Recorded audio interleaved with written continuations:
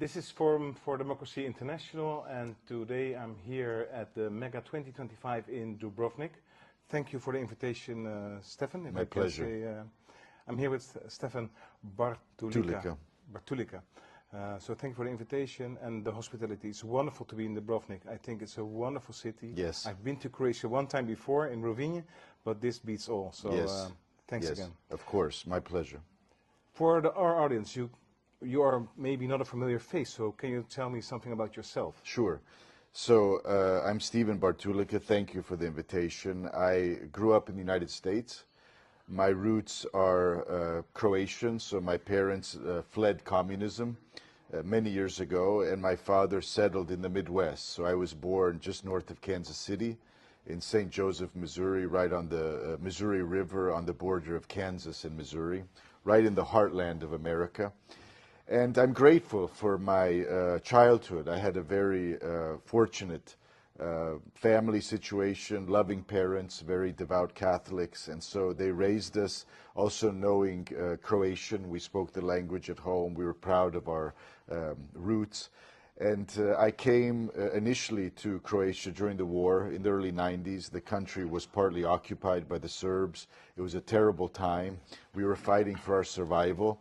And so soon after I arrived, received Croatian citizenship, which was a great thrill for me and a source of pride. And I was fortunate not to have any student loans. So many American students go into debt and they struggle with this after they finish their studies. I fortunately was not in this situation, so I could afford to stay in Croatia as a young man, and later met my wife. And you could say the rest is history. Now I have 4 children and we live in Zagreb. That's life. When I came, I couldn't have imagined that I would be in politics at this level, representing this wonderful country. But that's what's happened, and so I'm grateful to many. I was elected to the European Parliament last June, and so I want to serve my voters and my people. And so far, it's been worthwhile. I'm enjoying it. Very good, very good. So you went to politics by mystery ways, for example, but there's something, always a reason above. Yes, So, yes. I think we share the same faith. Yes. And that's good. But the faith also brings some topics you want to achieve for a country. So yes. What are the top 3 topics you want to achieve for Croatia? Yes. So there's many priorities, but I would say at the top is to revive the culture of life in our country. We are also a declining population. Since we joined the European Union, we've had a mass exodus of younger educated people who have left Croatia in the last 10 years, and retired people are slowly returning, but the younger people, many are still leaving. So this question of national survival, promoting a pro-family policy, protecting the unborn. That's what matters most, protecting our children. So as a politician and a father of 4, that's what really drives me on an everyday basis, that I'm trying to really preserve what's most important and make it easier for families to raise their children. I'm a big advocate for parental rights, for example. Secondly, I would say for Croatia, we struggle to achieve our freedom and sovereignty. There were many obstacles to this.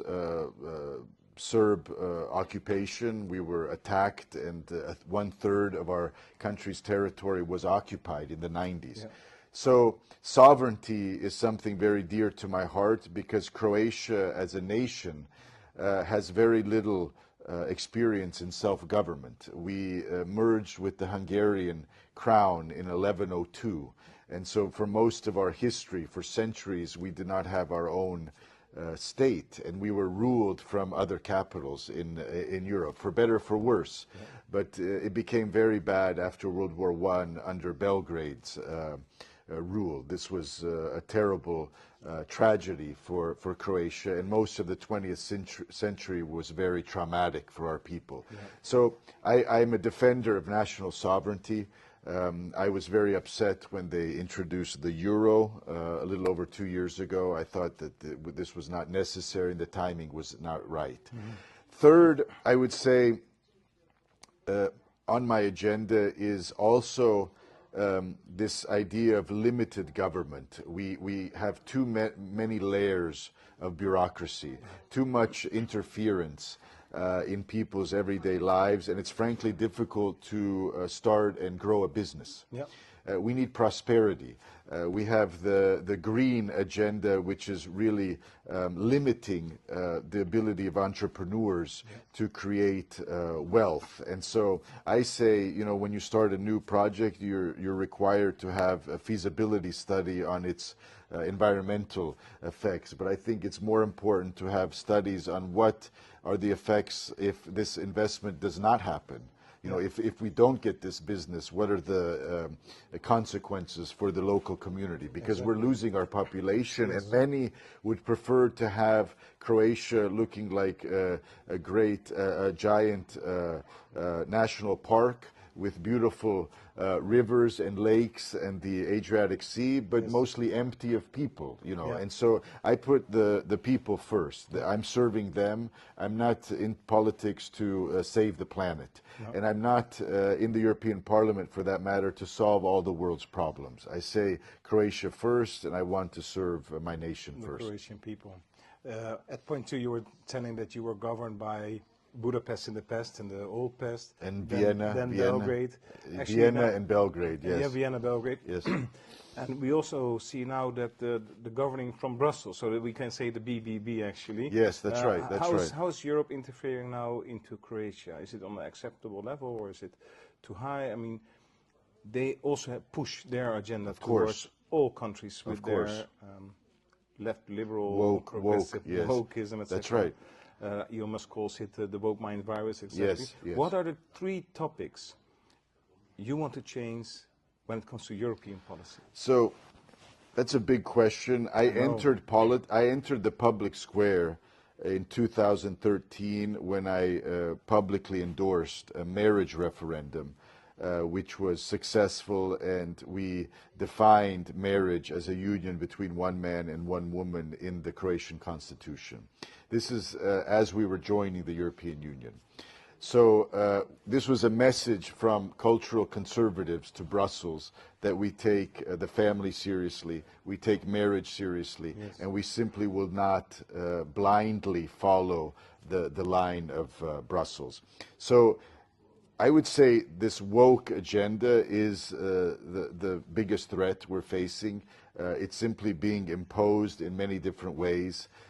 Gender ideology has become almost official dogma in Brussels. If you question it, you're treated as a heretic, as someone who is, speaking out of bounds and so on. So this is, I see, part of the package of joining the EU is that you are, in a way, you become part of this politically correct organization that is in fact pushing in many ways an anti-Christian, anti-human agenda.